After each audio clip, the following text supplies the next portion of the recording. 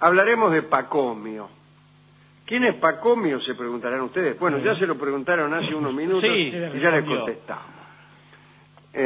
La tarea de Pacomio fue instituir en el desierto los primeros monasterios del mundo cristiano. Cuando decimos el desierto, decimos la Tebaida, claro, aquel lugar del Alto Egipto donde no había nadie, y al cabo de la prédica de numerosos ermitaños y ascetas quedó lleno de hombres santos. De hombres santos y de leones que se los comían. Claro, exactamente. Y se armó todo un verdadero sistema ecológico constituido por el león como depredador máximo en la cadena. Máximo, y en la mínima categoría el hombre santo al que se comían todos. Un poco por debajo de las algas, el hombre santo.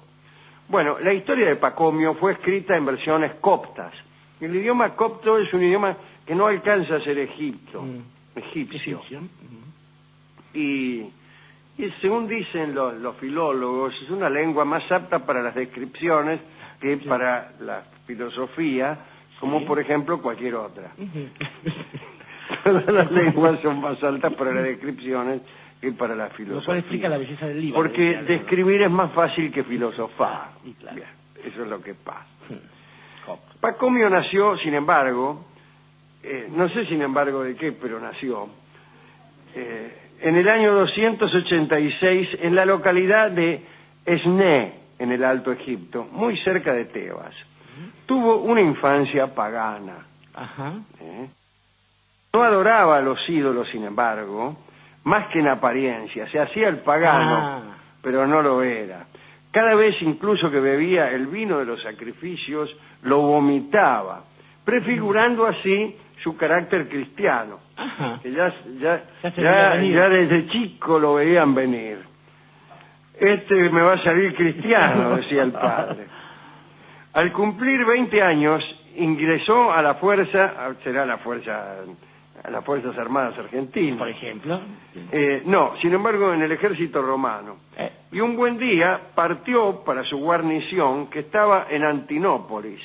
Allí, por primera vez, se enteró de que existían sobre la tierra seres que se hacían llamar cristianos y que se dejaban martirizar antes que renegar de su fe. Se lo dijo probablemente un compañero. Seguro. Che, ¿sabés? Dice que hay unos tipos que se hacen llamar cristianos y que se dejan martirizar. Uy, esa es la mía, dijo Pacomio. Sí, ya sé.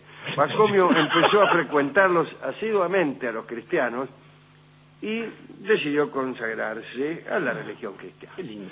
3 años después llegó a Geneset, que en griego es el pueblo de Kenoboskion. Era un pueblo en el que vivían unos pocos habitantes, ya me imaginé, y que vivían sofocados por el clima de uno de los lugares más calurosos de la tierra, a saber, ese mismo pueblo. Claro, es difícil que un pueblo viva sofocado por el clima de otro pueblo. Bueno. En este caso pasaba exactamente eso.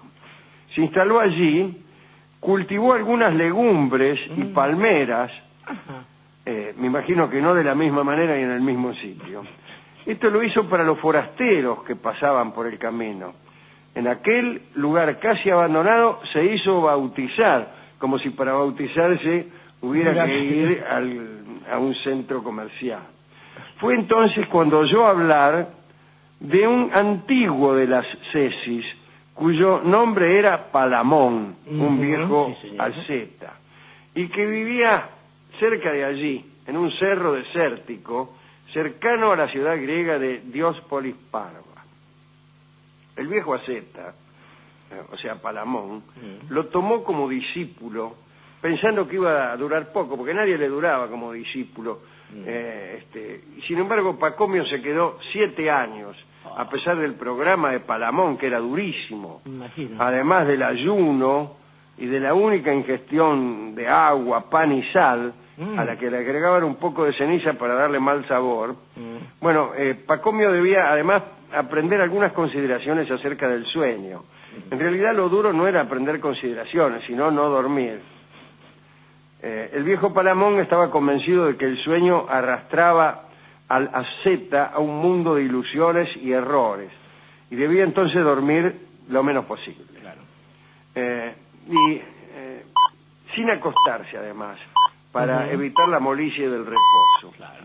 O sea, el sueño estrictamente necesario se lograba en cuclillas e incluso de pie, parado, apoyado contra la pared como un vigilante provincia. De ahí nace la tradición. En los futuros monasterios pacomianos, esta regla fue aplicada rigurosamente, esta. Ajá. La que tengo en la mano. Sí, sí. Si te dormías te la daban con esta regla. Los monjes dormían sentados en asientos bajos y el propio Pacomio pasó 15 años enteros sin acostarse para dormir. Ajá, Esto quiere decir que dormía parado, acostado o colgado. El aprendizaje de la vigilia lo hizo, mejor dicho, Pacomio, junto a Palamón, el viejo. Sí.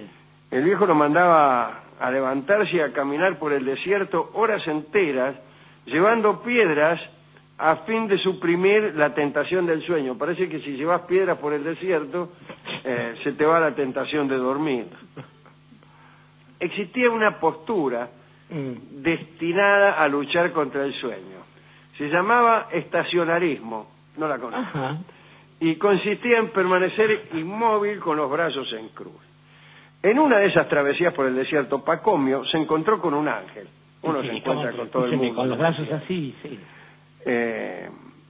Bien, parece que en un momento un ángel apareció desde la copa de una acacia y le dijo: instálate aquí, en la copa de esta acacia, y construye tu morada. Una multitud de hombres vendrá a ti. El ángel. Además, al igual que en las tradiciones hebraicas y del propio cristianismo, el ángel entregó a Pacomio la regla de los futuros monasterios. Ajá. Así Pacomio recibió de manos divinas el destino de los hombres y la ley bajo la cual deberían vivir. Sea como fuere, Pacomio decidió llevar a los hombres fuera del mundo, fuera del siglo, digamos, Nada del ruido. agrupándolos en torno a él y, o mejor dicho, instituir en el desierto comunidades que se basaran en reglas y principios nuevos. Hay que decir que hubo vacilaciones. Él por ahí no le gustaba la demasiada gente que atraían sus proezas ascéticas. Temía que el contacto con las personas fuera un obstáculo para la salvación de su alma. ¿Vio? Sí. El contacto con las personas es siempre un obstáculo para la salvación del alma de cualquiera. Pregúntemelo a mí. Sin embargo, se instaló en Tabenesi, donde su hermano Pablo y primer discípulo se le reunió. Se entregaban a mortificaciones, que para qué le voy a contar, ¿no? Por ejemplo, jornadas prolongadas bajo el sol envueltos en mantas. Ay, Dios. Oh. Es un spa, pero al revés. Y el primer comentario que se me ocurre es: ¡qué calor! No movían los pies ni las manos, peor todavía. Claro. Y que las mantenían extendidas para evitar que el sueño les ganara. Jamás se arrodillaban, los pies se le hinchaban y sus manos estaban llenas de sangre porque no las movían ante la multitud de mosquitos que las devoraban. Qué maravilla.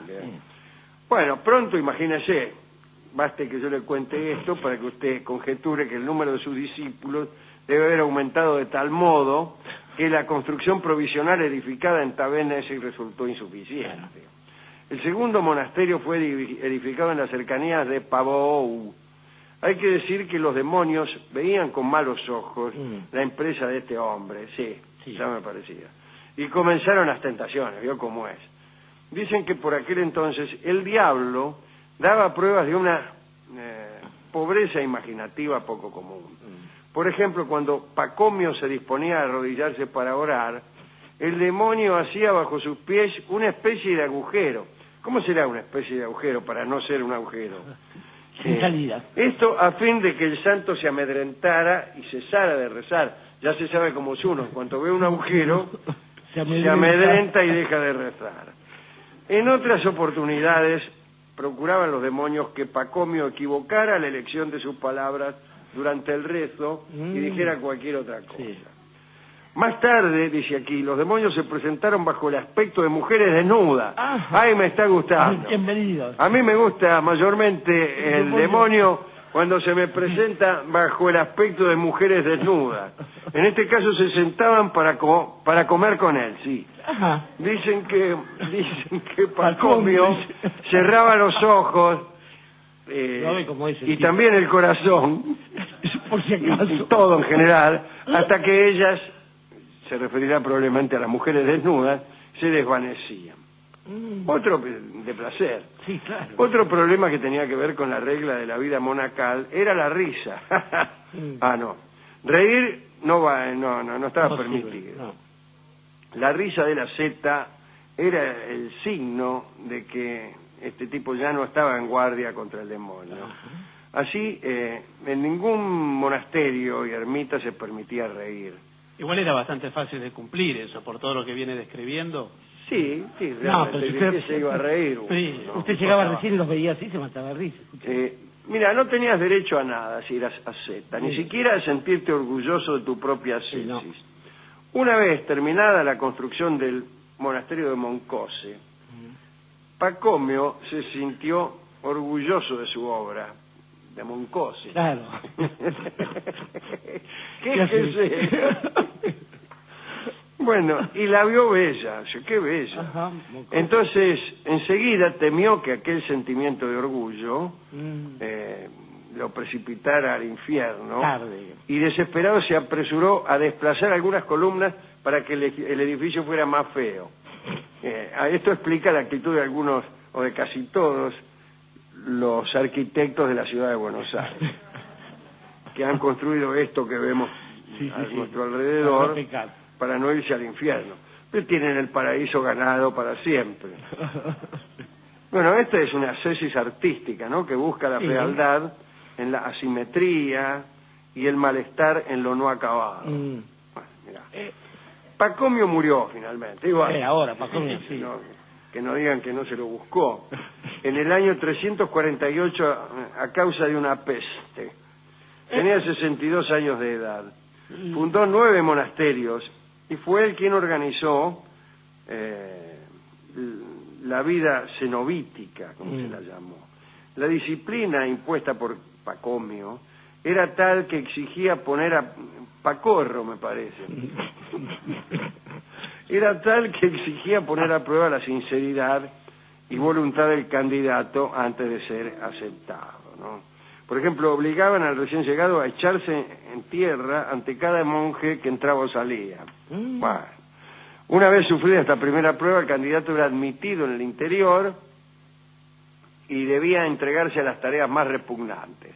Por ejemplo, echarse en tierra cada vez que entraba alguno. Bien. Último detalle. La ascesis colectiva trajo cientos de problemas, sobre todo con la comida.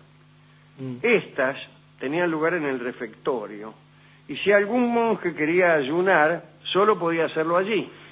O sea, tenías que no comer en el lugar donde comías. Claro, como todo. Semejante situación se hizo intolerable, porque bastaba que un monje se abstuviera ostensiblemente de comer para que los demás se sintieran culpables, se acusaran de ser demasiado tibios en su ascesis y empezaran a no morfar. La cosa llegó a tal punto que finalmente nadie comía. Para solucionar este inconveniente, Pacomio creó una vestimenta con enormes capuchas para que cada uno pudiese, agachando el melón, cubrir el plato propio y comer al abrigo de miradas indiscretas y sin ver lo que hacía su vecino. Eso me parece muy bien. Sí. ¿Qué tiene que andar viendo si como o no como? Ahí está, señor? Por eso fundamos el Ku Klux Klan, justamente. Sí, señor. En el momento de la muerte de Pacomio, los 9 monasterios que había fundado contenían 7.000 monjes. Las soledades del Alto Egipto se habían poblado de estos ñatos. Algo había nacido allí, una nueva forma de vivir y de organizarse que debía transformar el desierto de Tabenesi en una pradera de santos.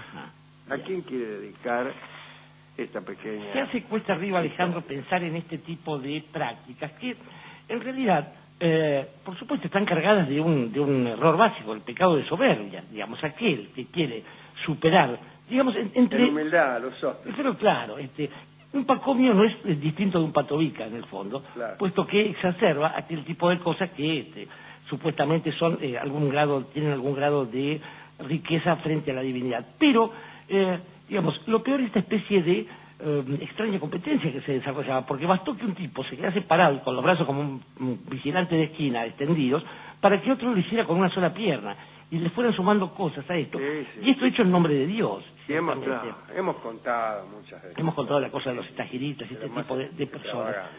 Ahora bien, digamos, esto da la impresión de que las sociedades habitualmente hacen una especie de culto implican sacrificio. Digamos, no digamos que sería lo mismo que promocionar el placer, pero es curioso cómo este tipo de costumbres se difunden en términos de lo que van a producir, del beneficio que van a tener. Y entonces se transforman en una especie también de trabajo de ensoñación. El problema es que aquellos que las están recomendando difícilmente las practican. Los biógrafos de Pacomio ciertamente no eran gente tan ascética.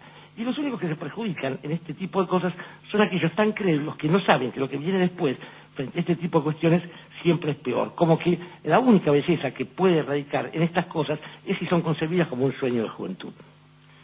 Y sueño de juventud, en homenaje al sueño que incluso les negaban. Les negaban, claro. Es el vals que va a cantar ahora mismo Carlos Gardel.